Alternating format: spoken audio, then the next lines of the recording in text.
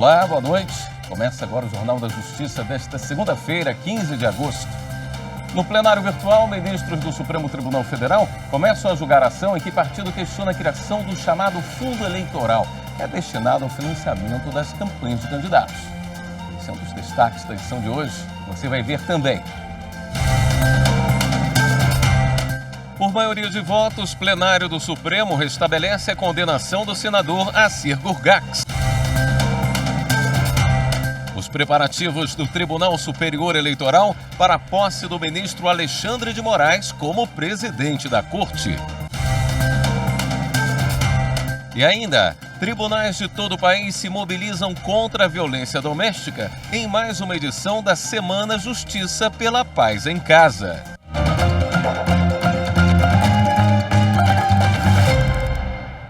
Termina hoje o prazo para quem quiser disputar as eleições de outubro entregar o pedido de registro de candidatura à Justiça Eleitoral. Repórter Henrique Amaral tem mais informações direto do TSE. O prazo para o registro de candidaturas pela internet terminou hoje de manhã às 8 horas. Agora, partidos, coligações e federações podem entregar presencialmente os documentos até às 7 horas da noite. E como isso funciona? Bom, os pedidos de registro de candidatos e candidatas à presidência e à vice-presidência da República devem ser entregues aqui no TSE. E até agora, o tribunal já recebeu 12 registros. Bom, os registros para os demais cargos devem ser entregues nos tribunais regionais eleitorais. E, terminado o prazo para o registro de candidaturas, começa a campanha eleitoral. Isso quer dizer que, a partir de amanhã, quem fez o pedido de registro à Justiça Eleitoral pode se apresentar como candidato ou candidata. E amanhã o ministro Alexandre de Moraes toma posse como presidente do Tribunal Superior Eleitoral. Na mesma sessão solene, o ministro Ricardo Lewandowski vai tomar posse como vice-presidente. Os dois vão comandar a Justiça Eleitoral nas eleições gerais de outubro. O evento vai ser no plenário do tribunal, que já recebe os preparativos. A cerimônia deve contar com a presença de autoridades dos 3 poderes da República. Para isso, foram colocadas cadeiras extras no plenário do tribunal. A segurança também foi reforçada. Além disso, equipes do TSE fazem os últimos ajustes para receber todos os convidados. Após a posse, os ministros Alexandre de Moraes e Ricardo Lewandowski devem receber os cumprimentos no Salão Nobre do Tribunal. A sessão solene vai ser transmitida ao vivo na TV Justiça, no site tse.jus.br e no canal da Justiça Eleitoral no YouTube, além da cobertura completa do evento nas redes sociais do Tribunal. Vamos ver então o perfil do ministro Alexandre de Moraes, que será o novo presidente do TSE. Alexandre de Moraes se formou em Direito pela Faculdade do Largo do São Francisco. Tem doutorado e livre docência pela Universidade de São Paulo. Já foi promotor de Justiça, secretário de Estado da Justiça e Defesa da Cidadania, membro do Conselho Nacional de Justiça e secretário municipal de Transportes de São Paulo, entre outros cargos. Tomou posse no Supremo Tribunal Federal em 2017, mesmo ano em que passou a fazer parte do TSE. Ele vai comandar a Justiça Eleitoral nas eleições de outubro. O plenário do Tribunal Superior Eleitoral é formado por 7 ministros. São 3 representantes do Supremo Tribunal Federal, entre os quais são eleitos o presidente e o vice-presidente do TSE. A Corte também tem 2 representantes do Superior Tribunal de Justiça. E o mais antigo na Justiça Eleitoral ocupa o cargo de Corregedor-Geral Eleitoral. Também há 2 representantes da classe dos advogados, nomeados pelo presidente da República. Cada ministro tem um substituto da mesma origem. Agora a gente mostra o perfil do ministro Ricardo Lewandowski, que assume a vice-presidência da Corte Eleitoral. Ricardo Lewandowski nasceu na cidade do Rio de Janeiro. Se formou em Ciências Jurídicas e Sociais pela Faculdade de Direito de São Bernardo do Campo. Tem o título de Master of Arts pela Tufts University, dos Estados Unidos. Também é doutor em Direito pela Universidade de São Paulo. Tomou posse como ministro do Supremo Tribunal Federal em março de 2006. No mesmo ano, passou a fazer parte do Tribunal Superior Eleitoral como ministro substituto. Já foi presidente do TSE entre 2010 e 2012. Agora, assume a vice-presidência do tribunal. Em sessão virtual extraordinária e por maioria de votos, o plenário do Supremo Tribunal Federal restabeleceu a condenação do senador Assir Gurgax, do PDT de Rondônia, por crime contra o sistema financeiro. O senador Assir Gurgax foi condenado em 2018 pela primeira turma do STF.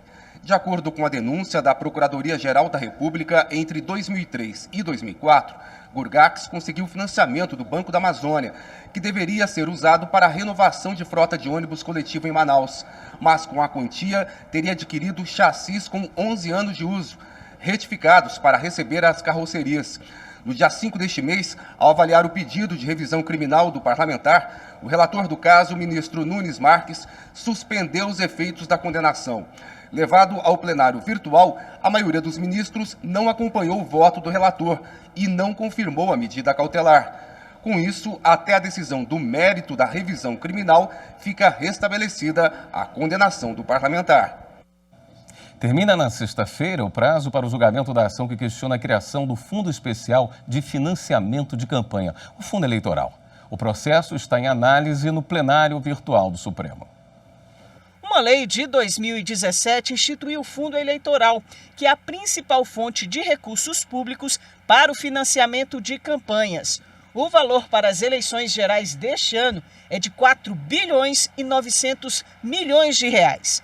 A norma inseriu a regra na Lei das Eleições, que é de 1997, e prevê que esse fundo deve ser abastecido por 30% de recursos do orçamento da União reservados às emendas parlamentares das bancadas estaduais de execução obrigatória. Foi o Partido Social Liberal, PSL, que entrou com uma ação no Supremo questionando a criação do Fundo de Financiamento de Campanha. Para o partido, a Constituição prevê que a única fonte de recursos públicos é o fundo partidário, estabelecido na Lei dos Partidos Políticos de 1995. Assim, a norma apresentaria inconstitucionalidade formal, porque o fundo não poderia ser instituído por meio de lei. Alega ainda que ele é abastecido com recursos do orçamento fiscal, reservados para as emendas das bancadas estaduais de execução obrigatória, que deveriam ser aplicados em áreas como saúde, educação, habitação e saneamento básico. O caso está em julgamento, em sessão, no plenário virtual. A relatora é a ministra Rosa Weber, que julgou o pedido improcedente, por entender que não há qualquer fundamento que impossibilite a criação do fundo.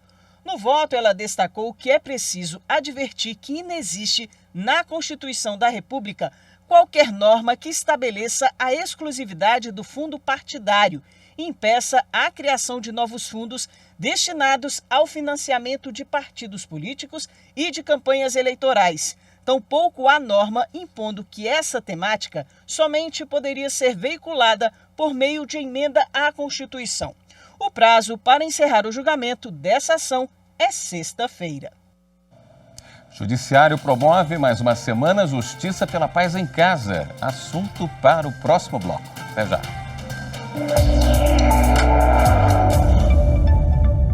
A TV Justiça ela é de fundamental importância para a sociedade, porque esclarece o direito de uma maneira bem simples. A sua equipe de jornalistas e produtores está habituada às questões do direito e assim consegue extrair dos entrevistados renomados juristas de todo o Brasil as informações mais atualizadas e precisas para o entendimento de todos.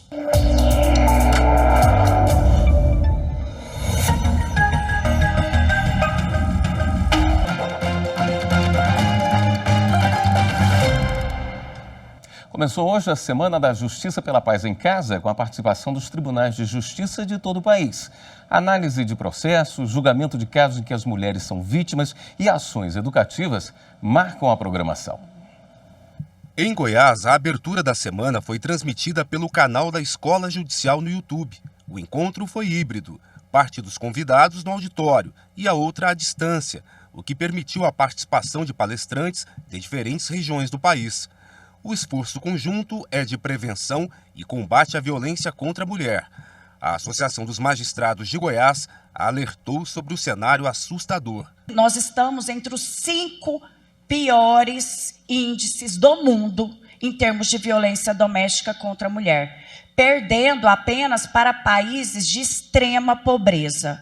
O que significa que nós temos muito a melhorar e muito a avançar. A violência doméstica contra a mulher, ela não está apenas na violência física, ela está na violência psicológica, ela está na violência financeira, ela está na violência sexual, ela está na violência moral. Então, nós precisamos dar um basta nesse tipo de violência.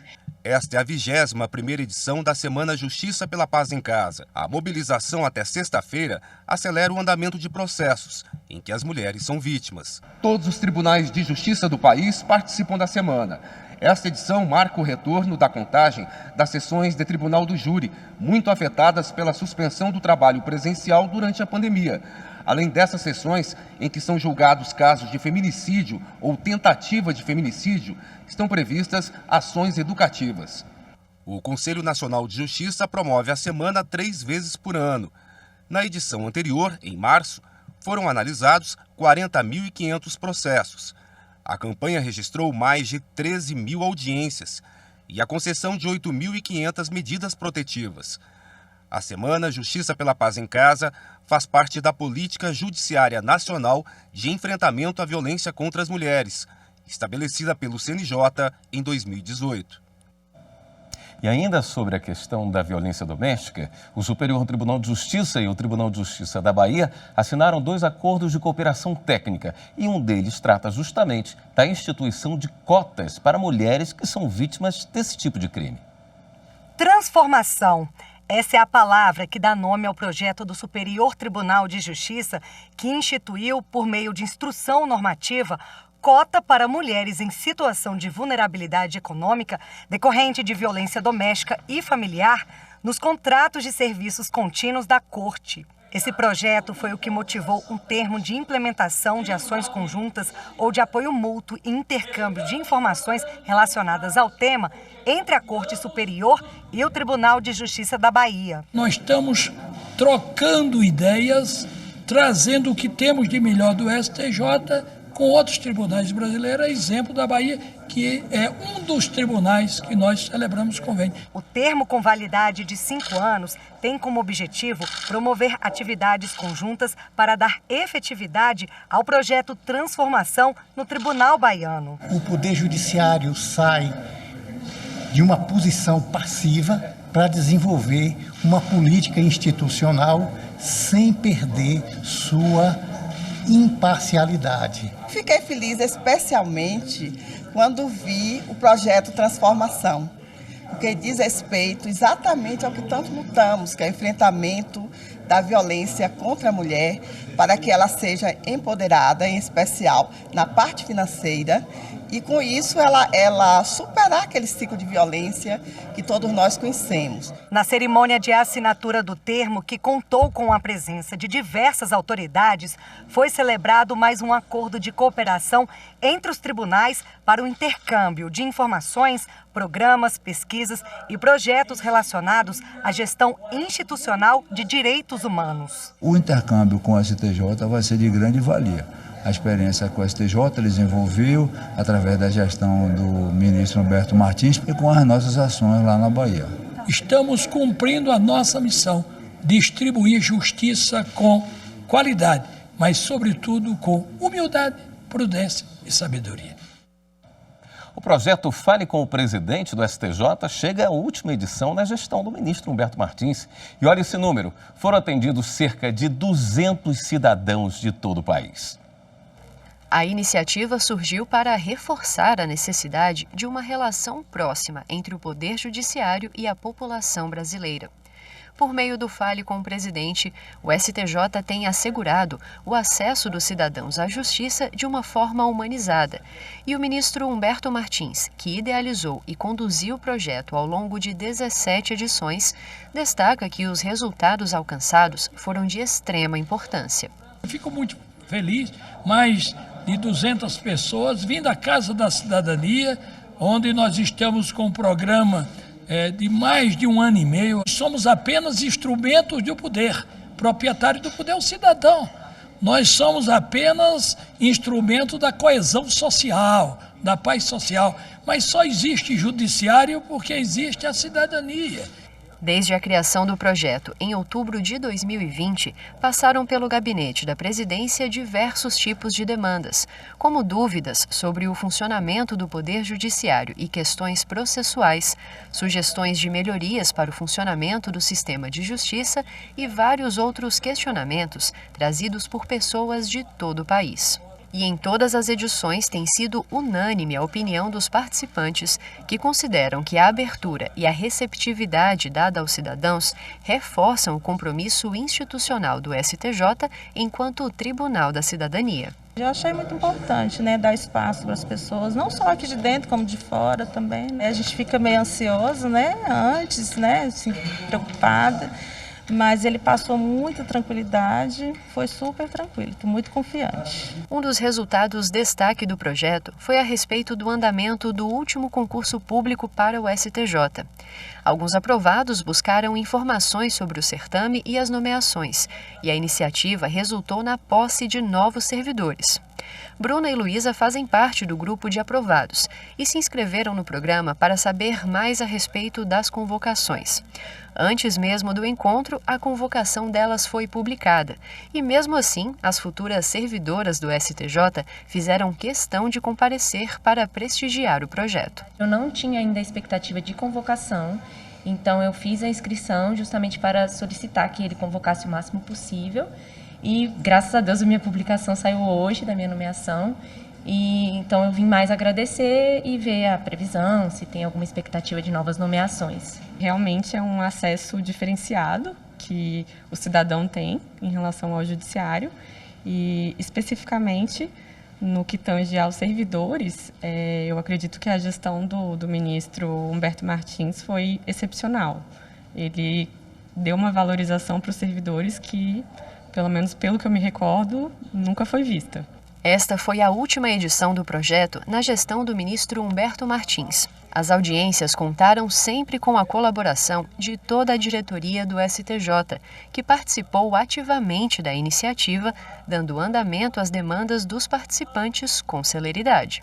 Você abria uma das mais altas cortes do país para o cidadão, isso com certeza reforça o sentimento do cidadão em relação ao Poder Judiciário. Se esse programa se disseminar por outros tribunais, por outros órgãos públicos e no próprio STJ, certamente é uma porta a mais para o cidadão trazer as suas reclamações e suas demandas. Muito feliz, programa vitorioso. Eu acho que a nossa bandeira é aproximar o judiciário do cidadão brasileiro. A seguir, a gente fala sobre o projeto Conecta TJMG Cartório da Justiça Mineira.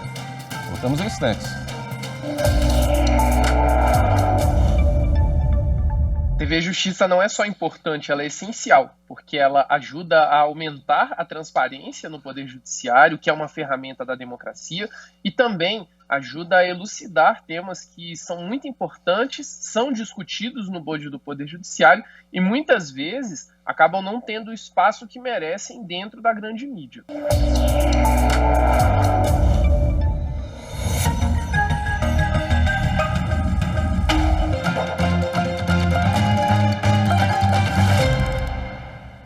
O Tribunal de Justiça de Minas Gerais criou um ambiente para que servidores, durante o trabalho presencial, se sintam mais confortáveis, como se estivessem atuando em casa, mas sem perder o contato direto com os colegas, magistrados e com a instituição. É o projeto Conecta TJMG Cartório. O projeto Conecta TJMG Cartório, no âmbito da segunda instância, foi instalado no cartório da 6ª Câmara Civil do Tribunal de Justiça de Minas Gerais. Faz parte da Unidade Avançada de Inovação em Laboratório do Tribunal, o iLab.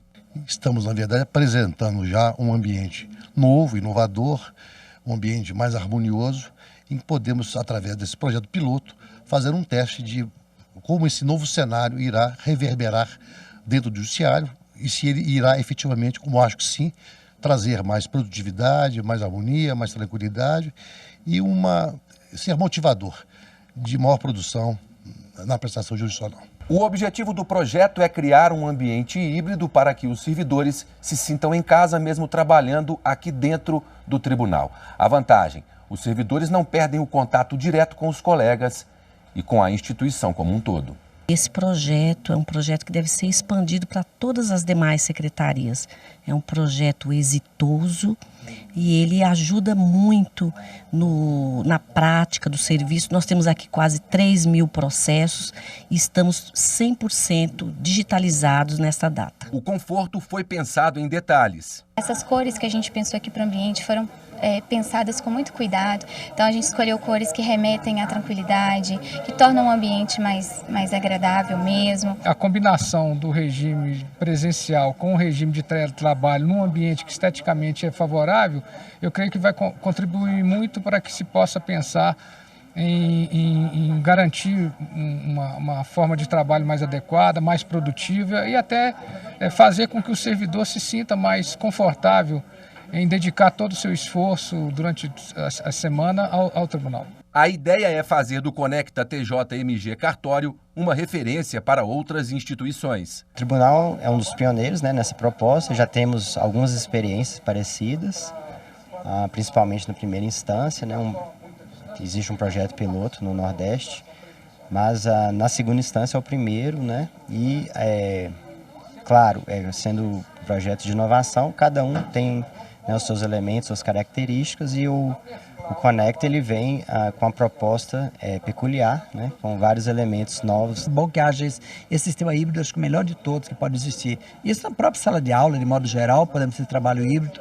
Não temos o contato ainda, mas de qualquer modo temos facilidade de evitar deslocamentos, Mas sempre a presença também, e a questão, não podemos perder a presença física do olho no olho, é importante que tenhamos isso, Mas não podemos, essa é uma coisa, um caminho sem volta, Vai ao ar hoje, às 10 da noite, aqui na TV Justiça, o episódio inédito do Último Recurso. O programa traz histórias de moradores de uma cidade acreana que precisaram recorrer à justiça para garantir o direito de ir e vir.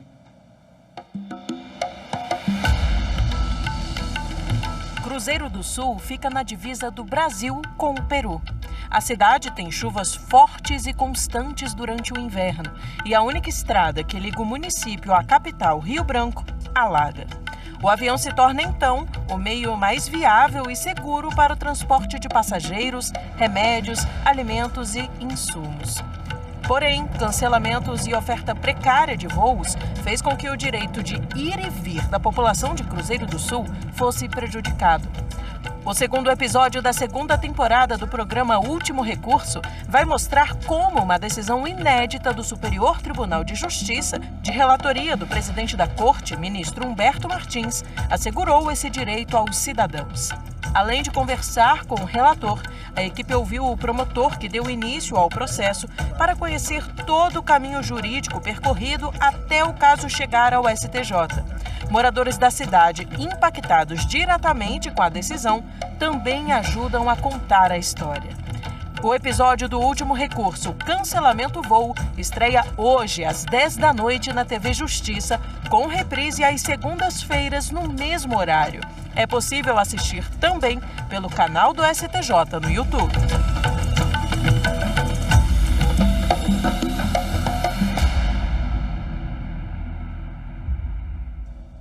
Hoje, a sede da Procuradoria-Geral da República em Brasília comemora 20 anos de inauguração.